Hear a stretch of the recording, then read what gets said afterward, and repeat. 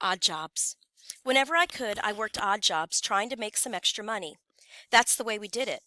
If a friend of mine was working somewhere, he would say, "Hey, they're paying a quarter over here, 15 cents more here." In other words, it was survival. You just worked whenever you could work to get some more money so you could buy some pants or something. My mother did what she could do, but we had to pitch in. That was all that mattered. We knew what to do with our little change, even just eat it up. Once I was working at the tobacco market.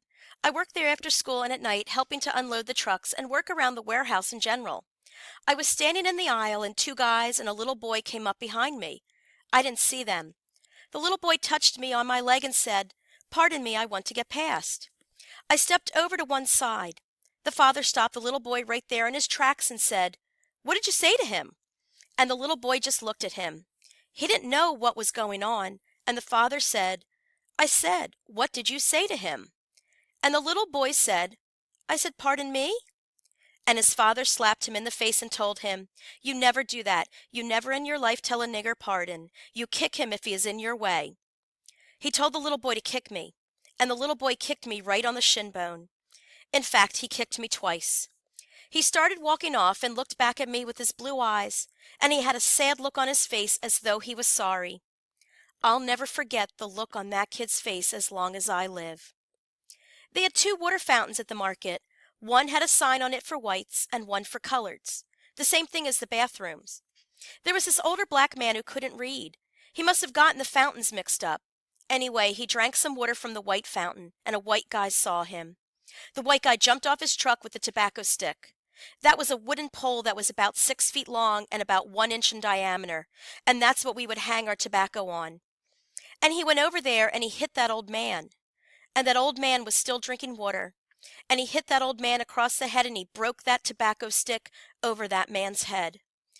By that time, there were about 3 or 4 more white guys jumping in, and they beat and kicked that poor man until they almost beat him to death, all because he took a drink out of the white fountain. Another time I worked at a restaurant there in Fuquay, and I couldn't use the front door. We used to wait in the parking lot, and when the guy opened the door for us to come in and start work, we had to go around to the back door, while the white employees used the front door. We couldn't work out front or anything like that. We had to work in the kitchen and in the rear.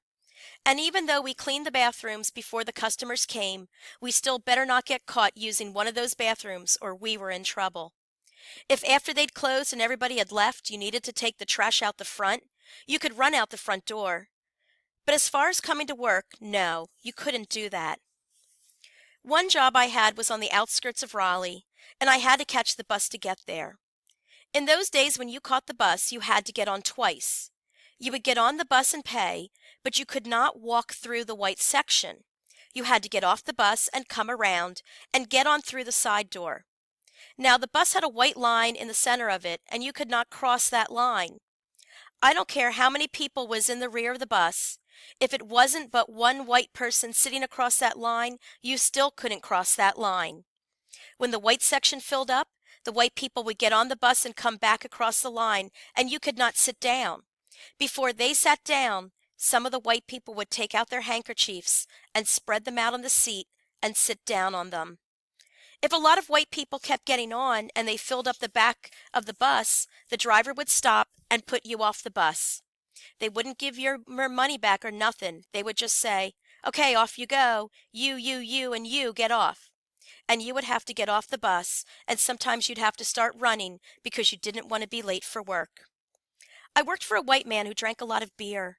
This was a guy who hauled pulpwood and needed help sawing and loading his truck. One Saturday afternoon, we pulled up at this beer tavern, and he parked under a shady tree right along the road.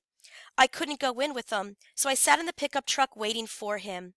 I was sitting there for a while when all of a sudden, I looked up and saw men and women coming out of the tavern. I was wondering what was going on, and then I saw that they were coming toward the pickup, and I knew something was wrong and that I was going to be the victim. So I sat there for a minute and I didn't know what to do, and then I saw this guy coming around the building with two huge dogs. I still didn't know what to do, and I figured this was the end of my life now, because I knew they were going to sick those dogs on me. I locked the truck door. When they got to the truck, the guy that I was working for said to me, "Open that truck door and lock it." but I wouldn't unlock the door, so he took his keys out and unlocked the door. I jumped out of the truck and jumped on top of it.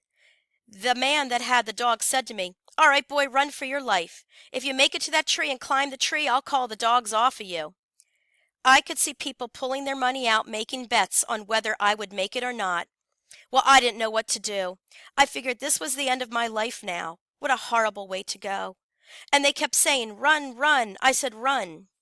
The man turned both dogs loose. The dogs came and were jumping up, and one grabbed me by my heel and was trying to pull me off the truck. I was kicking at it. I will never forget it. I was holding on to the truck for dear mercy, screaming and hollering and pleading to the man to call his dogs off.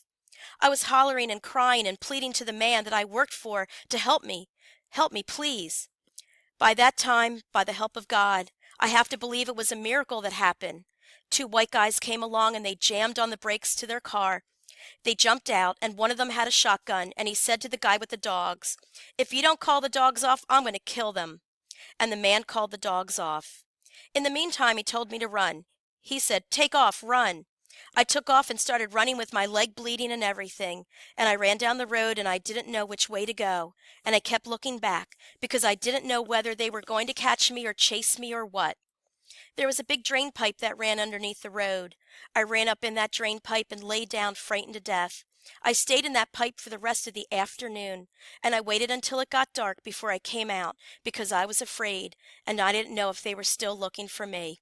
That was the life you had to live in those days, but I never worked for that man again.